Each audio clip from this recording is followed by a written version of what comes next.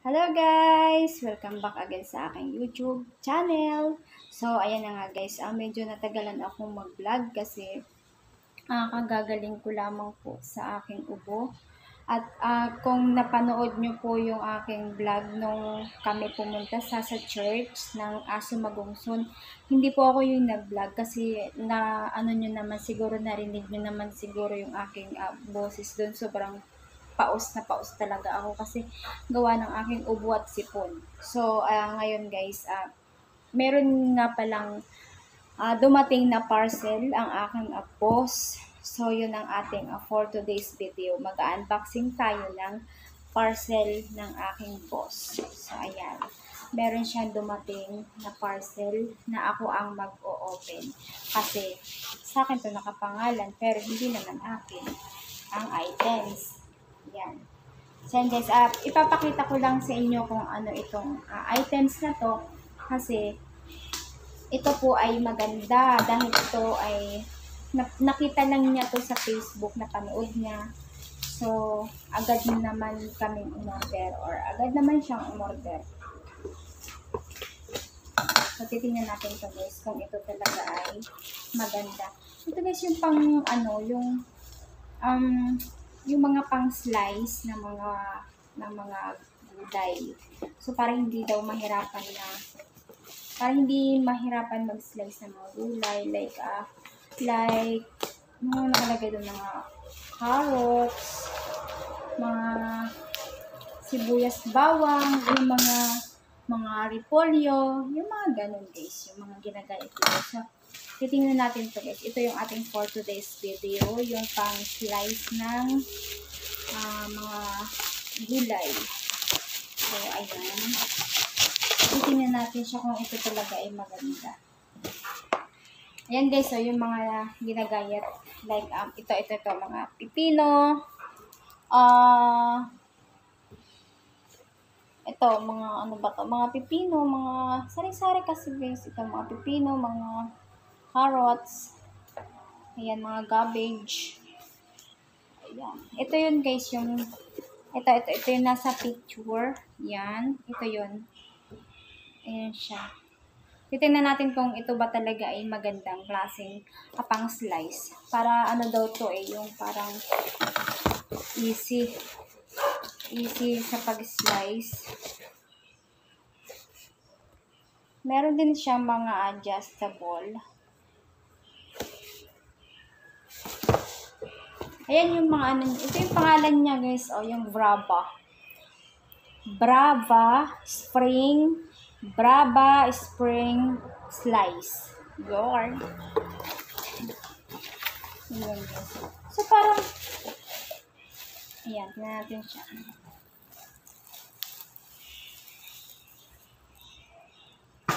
Actually, kahapon pa to dumating. Hindi ko lang siya na-unbox kasi nga super busy. Super busy ako sa work. Ayan. What's that?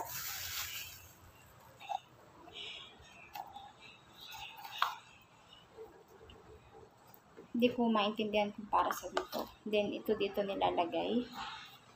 And, ito naman. Okay. Yan, ito. Ito yung mga laman niya. And then, ito. Tapos, ayan. So, kailangan pala natin siguro siyang itayo para malaman natin kung paano to. Ayan. Ayan, meron siyang stand.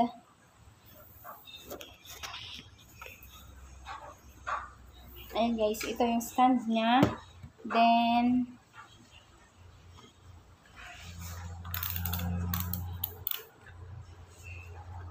paano ba? Hindi ko alam kung paano pa siya gamitin. Pero, nasan kaya yung manual niya? Okay. Ito siya guys. Ilalagay natin ito. Ilalagay natin siya dito. Yan. Ilalagay natin siya dito.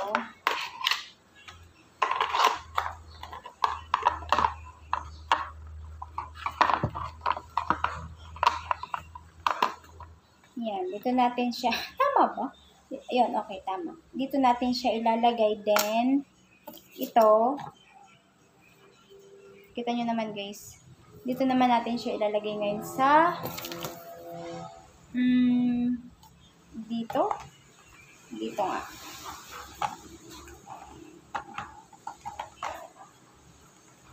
Yan, may lock pala siya.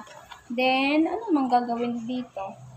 Okay. So, kunyari, maglalagay tayo dito ng, maglalagay tayo dito ng, like, kung ano yung mga ating, i-slice. Right, for example, lalagay natin dito is yung, carrots. So, ilalagay natin siya dyan. Then, meron siya dito sa taas na ito. Ayan. Meron siya dito sa taas. Parang ipupush. Ayan, ipupush siya. Then, tanggalin na muna natin doon kasi wala naman tayong igagayatin pa. And, meron dito sa likod, guys, na, ayan, meron siya ditong pihitan. Ayan. Hindi ko alam kung anong purpose nito. So, then, ito, hindi ko lang siya magets. Paano mapasushoot doon yung gulay? Well, hindi ko siya talaga magets. Papanoodin ko siya sa inorderan namin kung paano yung proseso ng paggamit nito. So, ayan.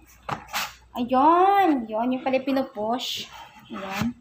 Ayan nga, ganyan guys, pinupush. Then,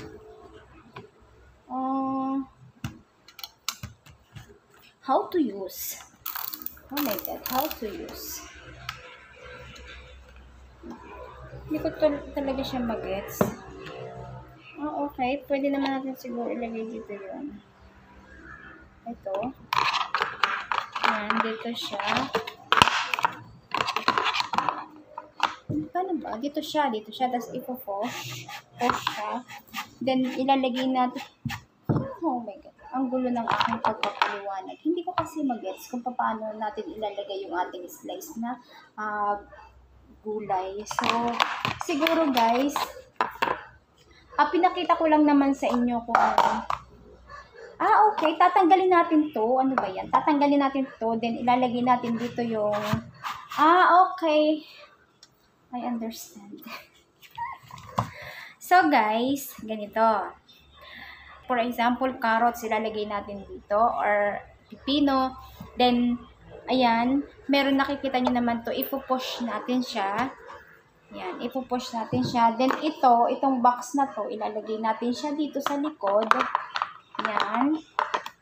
Ilalagay natin siya dito sa likod. At para gawing, dito natin ilalagay yung mga na-slice. Then, ipupush natin siya dito. Ayan, nakikita nyo naman, ipupush natin siya. And, dun sa loob na yun, guys, nandun yung pinakang kanyang talim. Ayan. Ayan siya, guys. Yun. Ganon. Nagets na natin kung paano ito gamitin. So, itatry ko to kasi magluluto ako.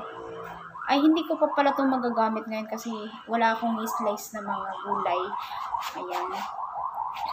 Sa sunod, pag ako'y nagluto at ginamit ko to, magbi-video ako at ipapakita ko sa inyo kung ano yung mga klaseng slice ang pwede natin gawin dito. So, yun guys. Ito yung aking for today's video, ang pag-o-open ng slice na Brava Spring Slicer.